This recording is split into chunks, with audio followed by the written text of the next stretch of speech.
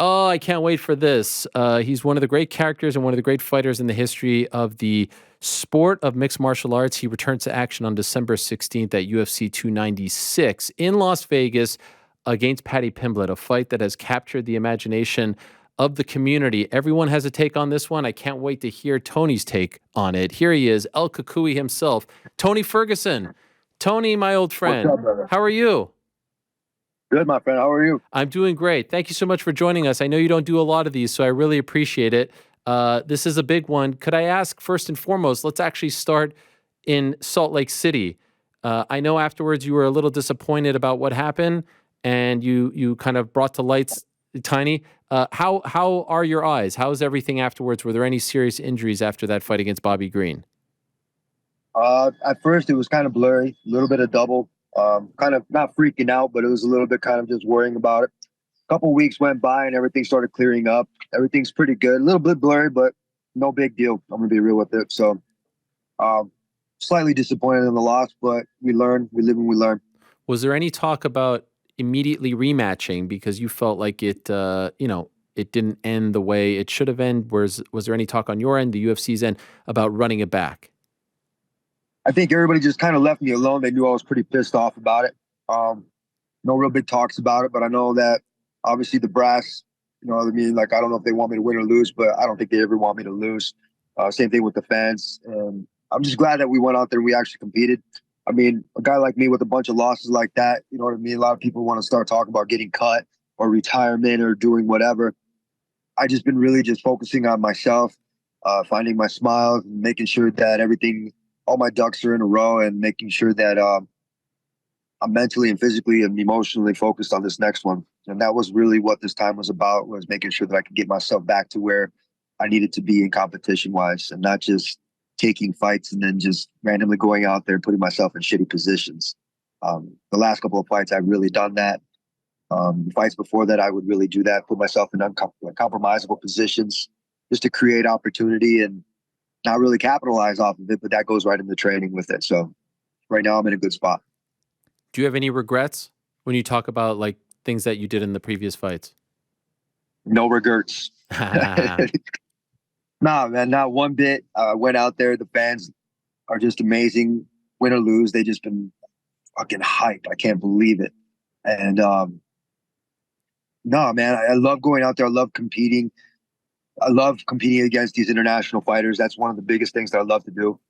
Chasing after Khabib every once in a while. The McNuggets, obviously, that got old really fast.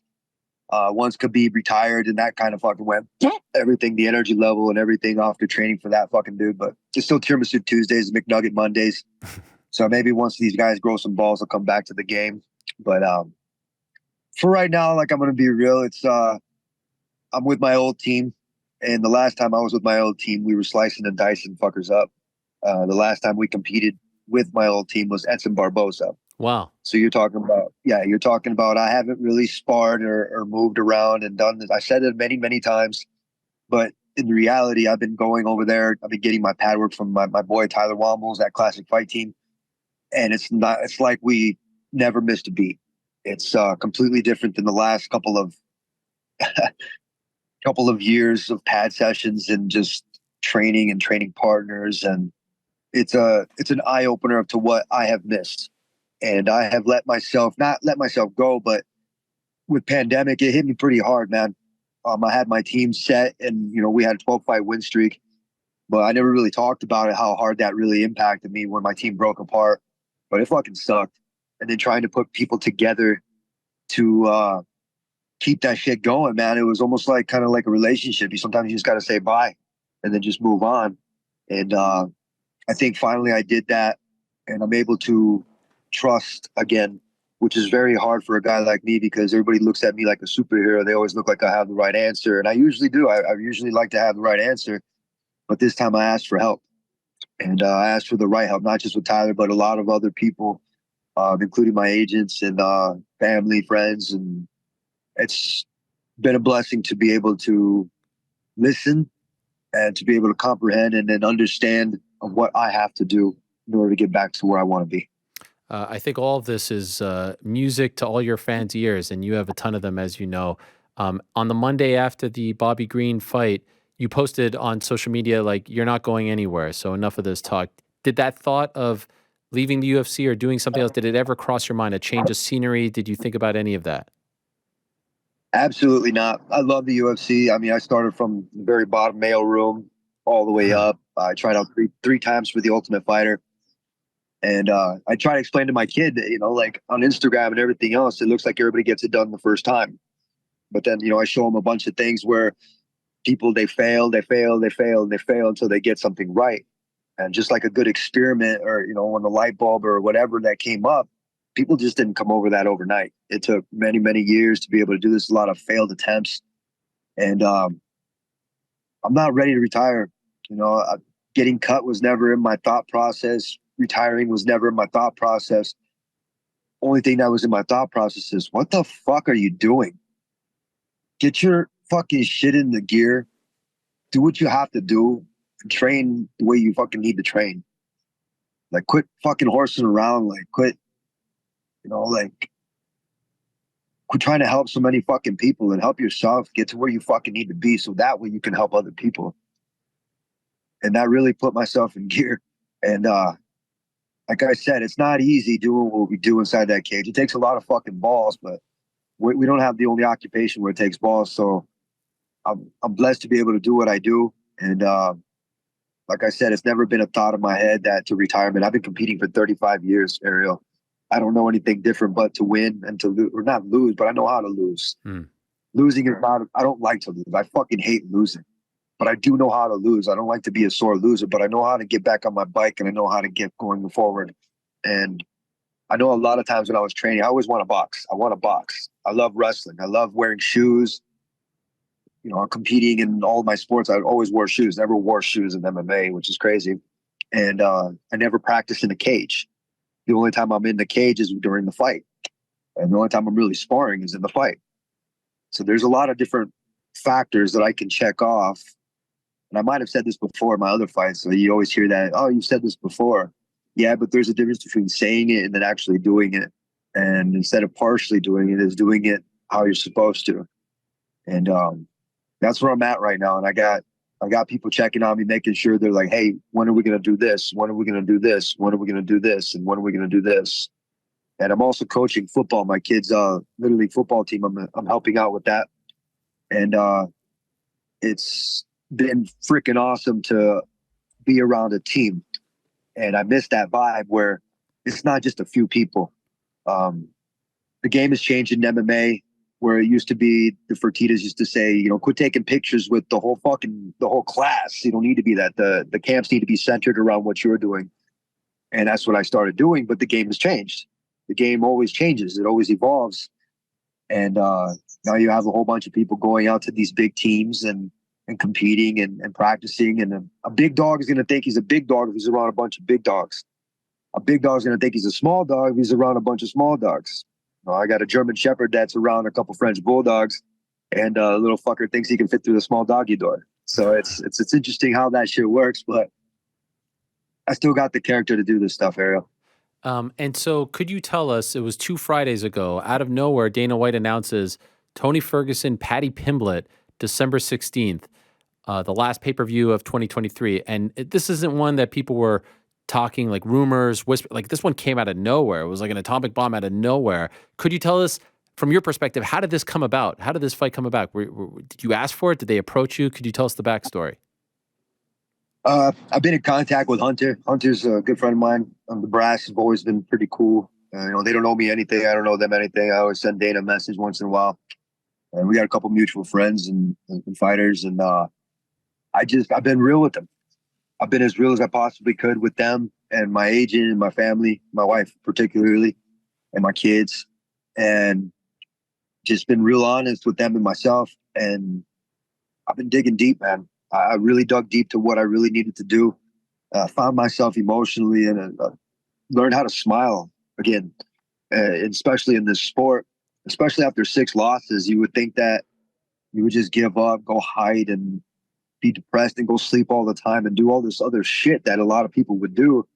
I mean, I've seen these guys retire off of like maybe 2 fucking fight losses and say they don't have it anymore or whatever the fuck. I'm like, look at them and I'm just like, geez, old Pete's, man. Like, what the fuck? Like, slap yourself around a little bit and get back on the drawing board. But, we just had a kid who hurt his arm. I don't want to say his name, but, shout out to him. He was a little stud, man. And the whole entire team after the football game when we won, they were shouting his name, because it takes a team like that to be able to push through a lot of stuff through adversity. And I have injured myself plenty of times to be able to get myself back to where I needed to go. And a lot of these fights, I have been hurt, but not injured. Hurt is something like, and I don't feel a lot of pain. Like, it's just the pain comes from the loss and the days after the loss where it's like, fuck, man. And then you see a lot of people, they always leave me like these teardrop emojis or something like that. And they say, please retire and all this other stuff. And I don't even have my family telling me that shit.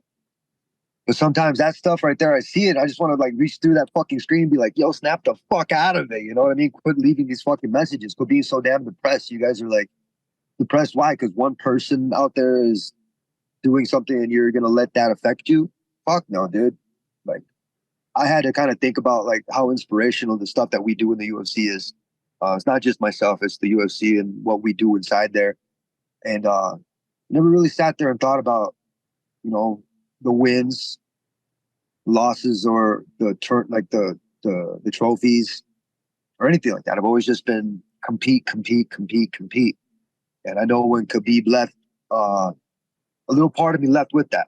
Kind of sucked a little bit because we've always had that I don't want to say negative energy, but that hype that was built around that. And then when that disappeared and the pandemic hit and fucking team left, and then just a whole bunch, there was nothing else left for me kind of, except what I told myself is I wanted to compete. I wanted to compete enough so that way maybe possibly win or lose, Khabib would come back. And we almost coached on The Ultimate Fighter, the season where Chandler and McGregor coached. We were verbally agreed to have coached. And a couple months back, I think that was like in November. And then a couple months passed and he didn't even go corner Makachev, which is one thing. And so he had a lot of different things going on in his life where he had to kind of second guess himself and not want to come back. So that was like another bummer. I was like, fuck, okay, really?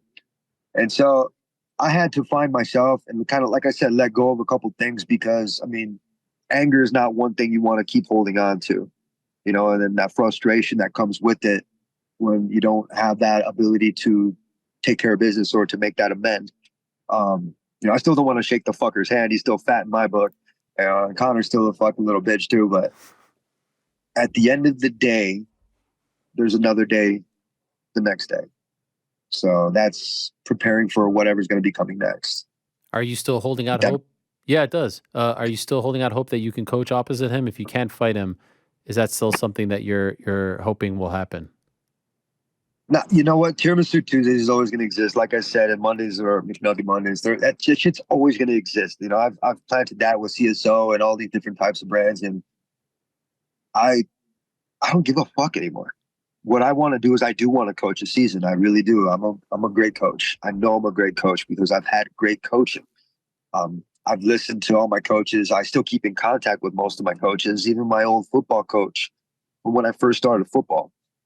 I just saw him. He lost his son, little Randy. I don't want to say his last name, but he lost his son. He OD'd on some stupid shit. Oh. And I went back home and I saw him, through the grapevine. I heard and I contacted my friend, went over to his family's house, thankfully, and then saw him. I was like, Coach! And he had a big old smile on his face. And he's like, "You still calling me coach?" I'm like, hell yeah, man. Like, you guys set the pace. A lot of these coaches had set the pace for me. And I'm lucky that my family, the same thing. Anytime that I was either injured or, I transferred school one time and I couldn't play for a whole semester. That was football or wrestling. But I still went to practice. I still suited up every fucking game. And I went like as if I was going to play, but I never got the chance to play. I couldn't play because there was rules. But I never knew anything else to not sit on the sidelines. I was always up by the coach, always not trying to coach. I was always there supporting my team. And that set something in my mind that is unbreakable. And I'm unbreakable, Ariel. Like I had to start believing that. And I had to start telling myself that again because I wasn't telling myself that. I was telling everybody else that. I'm hyping everybody else up, including friends, family, fight, whatever the fuck, whoever it is, lots of loved ones.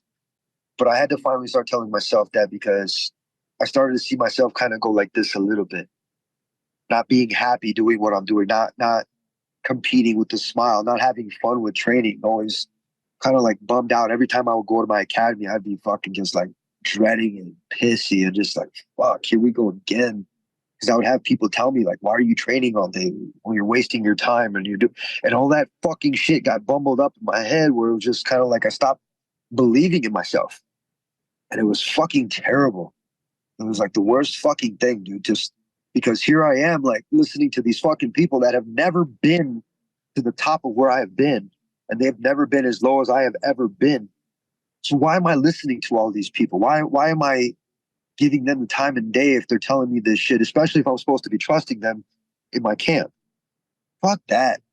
I had to step back away, listen to myself, listen to some good advice from some good people, and really think. Put my thoughts down on paper, not just on Instagram, but put them on paper. Think about what I could do, make some phone calls, ask some questions, ask for help. And fuck, man, people kind of like, hey, we've been waiting for you. Where you been? And that's been the A+ right there. By the way, when you say ask for help, are you like who specifically are you talking about? Fuck, my agents, my family, trainers. Like, dude, I never asked for help. I never asked for help. And even just like someone just reaching out, man, that's all it fucking takes to be like, hey, dude, what do you think? Like, and people be like, yo, dude, you're the fucking champ. Like, yeah, I hear that a lot. Well, come in. Let's go get some training in.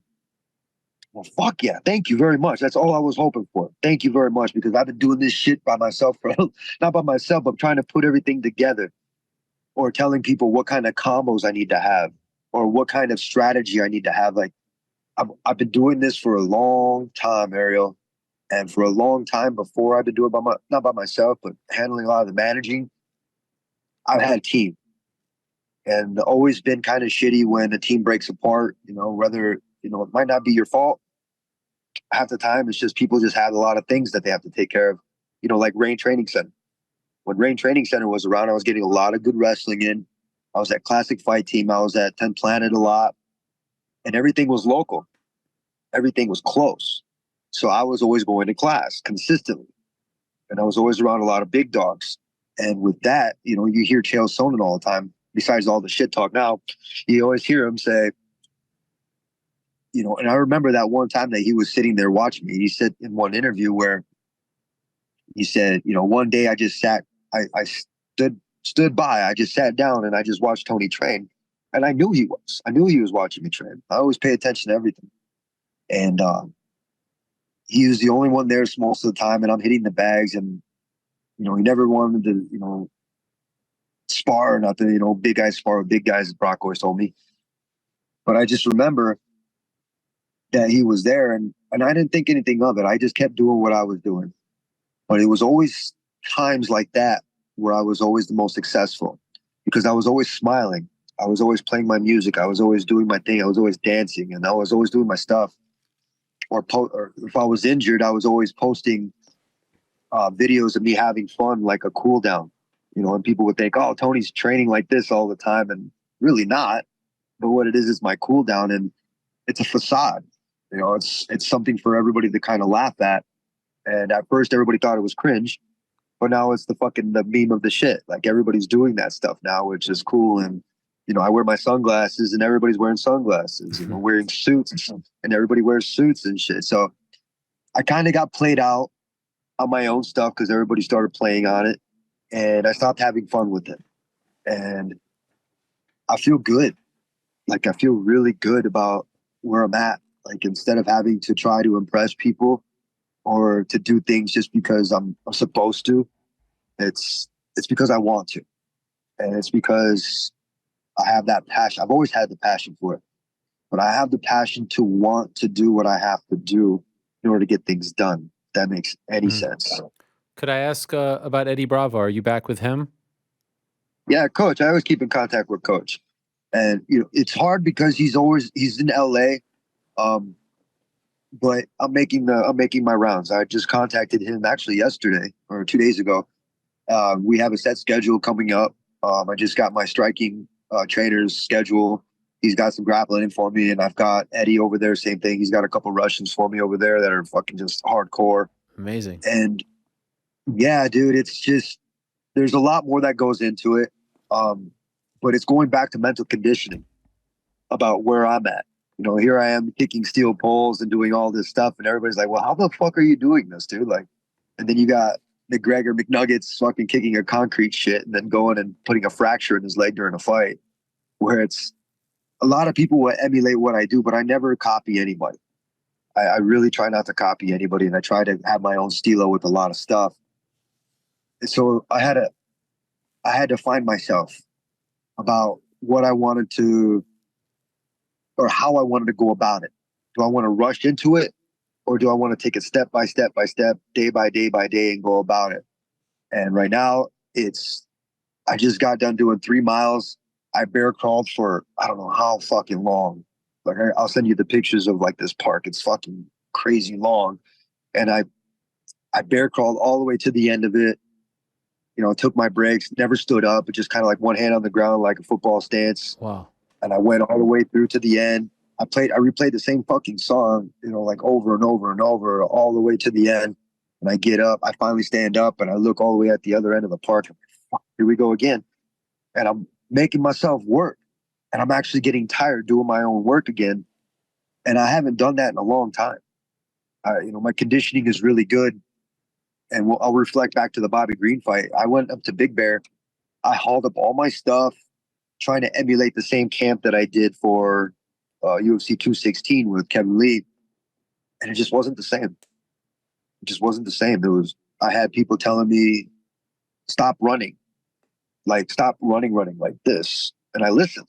Like, what the fuck? Why? And I'm trusting this person. And it was kind of like just reaching out for like advice from people that I thought that I could trust. And I wasn't getting back the feedback that I really needed. It wasn't anybody in my camp that made it any worse or made it bad. It was just me and my ability to put that output. That it felt like it was there, but it wasn't. I was more worried about my conditioning rather than the fight. And like I said, I put myself in uncompromisable positions, like underneath Bobby. I tried to do this one move where it wasn't an Imanari. It was I shoot underneath his. I saved it for Khabib. I'll say it right now, and I'll do a demonstration now. But what I do, I did it in breakdancing a couple of times where I would just shoot underneath the guy's legs. I would do like a thing. And he would look under his legs, and I'd be up and like kind of like a boogeyman. I would shoot underneath his legs, stand up really fast, and he would turn around. I'd be looking at him, be like, "Hey," and pull his shirt over his head, and pop, and that was it. And I tried to do that to Bobby, but that was after the eye poke, and it was slow as shit. Put myself underneath, and never took him seriously when it came to the ground and pound and that kind of thing. But I've always been that guy where if positions weren't that good or just whatever, I'd always put myself in a position because I knew that I could get out of it.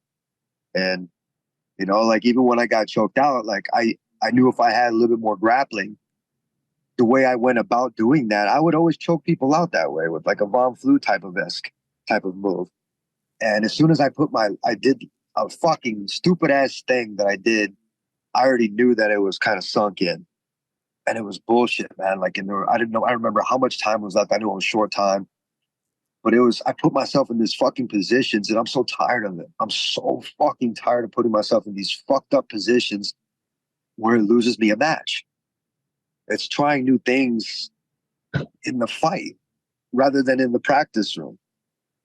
And it doesn't start in the fight. It starts in the practice room. You always have to do it in the practice room. And if it doesn't work in the practice room, you don't do it on the fucking playing field. And I think I took my own talent for granted. Hard work beats talent when talent will work hard. And I've always done that. If I didn't have more talent than the other person, my hard work was always going to show up. And these last couple of fights, I just let it slip through my hands, man. And God has a plan for me. And I don't second guess him not one fucking bit. That dude scares the fuck out of me. Can I ask, what are your thoughts on Paddy Pimblett? I'm not going to say he's a fat fuck. Just kidding. No, so Patrick, you're talking about Patrick. I call him Patrick. Okay. Same thing when I call him Nathan. He's a good fighter. He's long, rangy, lanky. He likes to put on a show. He's kind of mouthy. Obviously, he's English. I think he used to fight at 145, 55er, tall kind of guy. Good submission specialist. Very beatable.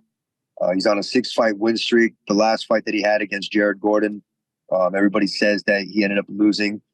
Tonight, I'm actually going to be watching that fight. Just been watching a couple highlights of him. Very beatable guy. 6-fight win streak versus a 6-loss losing streak, which is fucked up. But I hold a couple records in the UFC now, and I would like to start that back up. That's for sure. So the reaction, I think, from a lot of people was like, man, I think you have a very loyal fan base, as you know. They're like, please don't lose to Paddy. Let's be honest. He's a polarizing figure. Some people love him. Some people don't like him. And I don't think people want you, because they feel so strongly about you. You've been in the sport for so long. You've been in the UFC for so long, to get, to get shown up by him. Have you felt that as well? Are you feeling a lot of, I feel like you have more love going into this fight than your last couple of fights combined. It's fucking crazy. Like, I love all you supporters and I don't really call you guys fans. I call you guys supporters. Yeah. But they're all super fans, man. They're all super supporters. Like, it's unbelievable. Like, the amount of love that a lot of people have. I'm not going to question it. I say thank you. But I'm all in. And I have the right help, what I need to be able to get this done and to get where I want to go. I have enough. I have enough trophies, but I want one more, and it's gonna take a lot of fucking work, a lot of guts. Dan Gable said this one thing. He's like, wrestlers are made of that hard to find alloy called guts, and it's what it's gonna take. It's gonna take a lot of that in order to get this done. But you know me, I'm a conditioning expert, so I'm well conditioned for this shit, and I'm gonna go in there. I'm gonna finish Paddy. Like, I'm not worried about scaring him. I'm not worried about being angry, trying to go in there with this negative energy. Like, whatever energy that he's going to bring is not going to bring me down. I'm going to make sure that I'm so fucking focused with everything that I have that nothing's going to faze me. And that goes into training. That doesn't go preparing for if you're not preparing right, you're not going to, anything's going to get you. Like, I already feel strong right now. We got 11 weeks left. So bring Paddy, bring Patrick. And just curious, Patrick, when you envision finishing him, are you talking submission or are you talking KO? Well, I'm gonna be real. My last couple of fights in my wrestling, I've just always put opportunity, because I've always said I'm a good wrestler, Ariel. Like, I'm a really good wrestler. Like, it's different in MMA. You don't have shoes and the rules are a lot different. You put yourself on the bottom, you get hit, like with Bobby, I'm gonna be real, it was kind of weird. We were in the back preparing. Excuse me. We're in the back preparing, and the guy comes through and he says, hey, you guys got about 15, 20 minutes. The fight just got on. He's like, and when they raise their hand, you guys will be out next. That fight went quick. Yeah. It was like the fight. It was like 1 minute, so I didn't really get to my wrestling coach. I got to Gibson, Juan, Jeremiah, and I was waiting for my coach, Coach Mills, so that way we could go over some wrestling stuff or movement drills, whatever it was. Never got the chance. So when I took Bobby down, or pick up and return drills, if the guy stands up, you pick him up and return, like Katsunori Kakuno. When I got to him, I picked him up really fast, and he didn't stand up to return him. But that's what it was. As soon as I get behind somebody, I'm picking them up and I'm throwing them down. I'm getting my 2 points. That's it. If I need to let him go, I let him go and I'll take him down again. When I got to Bobby, I was more worried about taking his fucking back. I threw my hooks in and I tried to do the seatbelt right away. And every time I watched that part, because I got in on the takedown fast, like really easy. I didn't even need to do anything. It was just it was almost like a double off. It was like a single leg doubling off. And we got to the cage, threw in the fucking hooks. Threw in one hook, didn't pick him up, didn't return, slam him. And there was that chance. But like I said, it goes a lot into review, where in the camp, if you're doing that in camp, you're going to do that in the fight instead of waiting last minute. Instead of cramming for a test, you're studying the whole entire thing. And, I try to tell my kid the same thing, which is cool, because after he gets out of school, we're always doing homework before he goes to football, before he does anything. He's always doing his stuff. He's eating right. He's getting his rest. He wants to fight. I'm like, hey, no. But I brought him to Muay Thai the other day. One of my trainers, he actually gave him pads, and I give him pads, and the kid can fucking hit. But I want him to learn other sports. Like, hey, look, it's not just about this. Like, if you want to do this, you got to go through these steps, at least for underneath my roof. You have to go and do that. And then he's got his little brother Angel, so Armand Anthony, and then you have Angel Anthony. And little Angel, he's wearing my kid's helmet. Like, he's a big 2-year-old. He's wearing his stuff, wearing the shoulder pads, wearing the helmet. He sees his brother do that, and they see me do what I have to do. So that's more of like a, fuck, get off your ass and get to work kind of attitude now. It should have been like that a while ago, but now I have that shit right now, and I'm glad I really do. I don't want to keep you much longer, and I really appreciate this, Tony. It's great to talk to you, and it's great to see that you're in such a great spot. I just want to ask you a couple more, and then I'll let you go if that's cool. One sentiment that did come out was UFC is trying to build Paddy off of Tony's name. Do you feel like that is what this fight is? Do you feel like they're trying to build him off of you? No, I believe in good matchmaking. This is a good fight for both of us. I believe that opportunities exist when we create them. I've always said that. Sean Shelby, Hunter, and Dana. I forget the other guy's name. McMahon. I always do. McMahon. Yes. Fuck. I always forget. My bad. They know what they're doing, dude.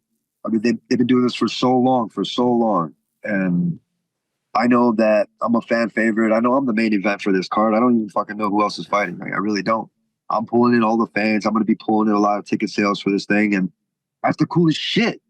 When you got like 18 to 20,000 fans screaming your fucking name and listening to your song, you just hear the beat and everybody's bumping their heads and they're just amped up. That's the kind of shit that you want to have. That's the kind of fighters that you want to be able to present.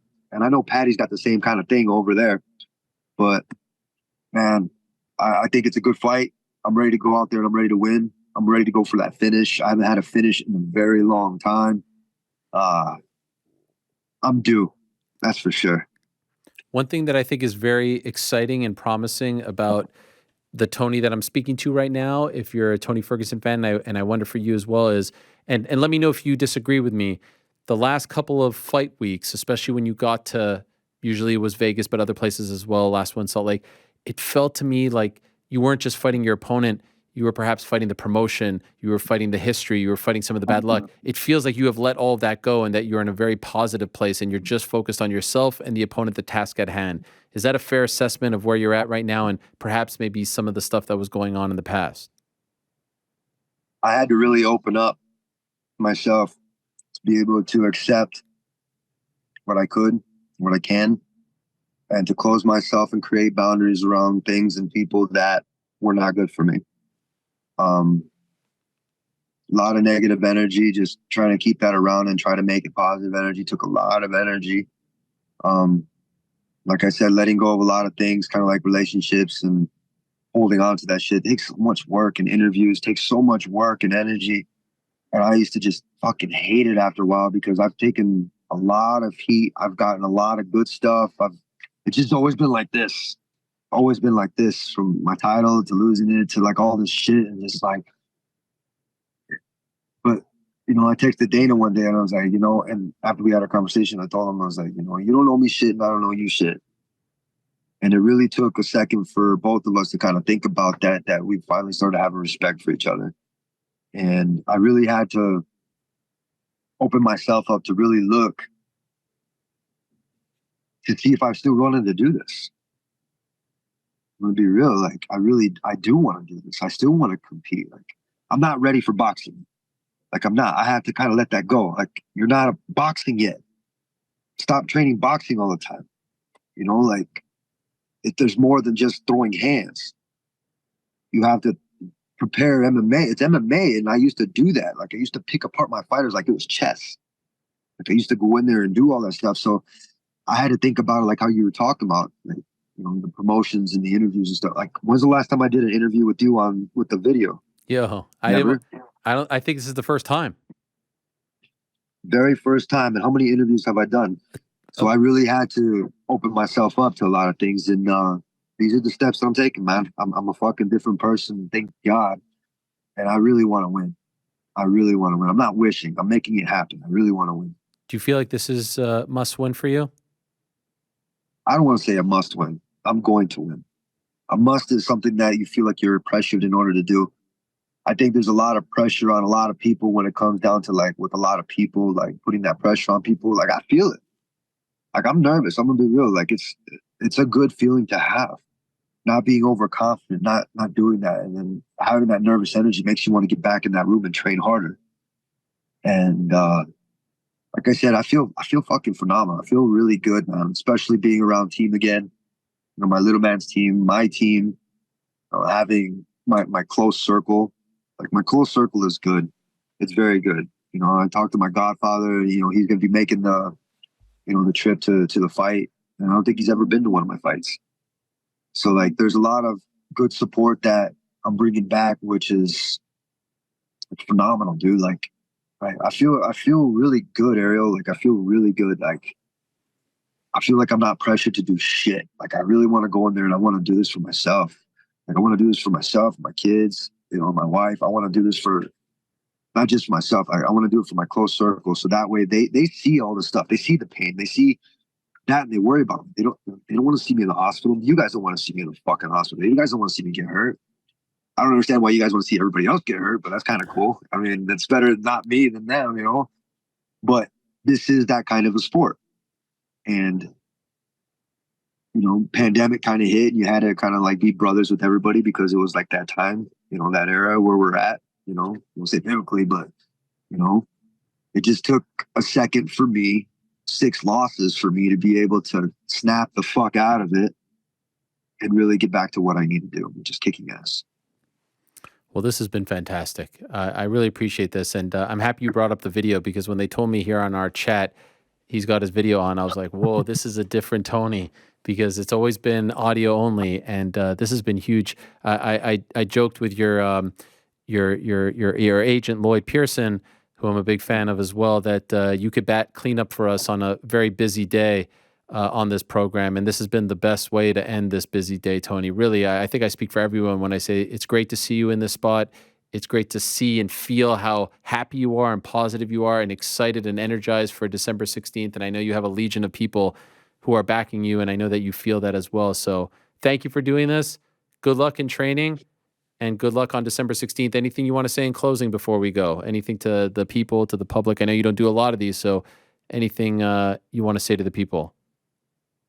Hey, like I always say, you can follow me on my way to victory on that little tweet thingy, and well, it's not tweet thing, it's that X thingy and that IG thing, and Tony Ferguson XT, and we'll see you guys December 16th. So get your tickets; it's gonna go fast.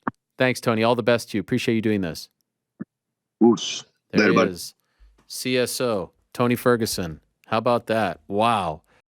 Thanks for watching. We appreciate it very much. Hey, if you like this video, give us the old thumbs up. Subscribe as well. You could get many more of these videos on the channel, so please do that. We would love you forever if you did so.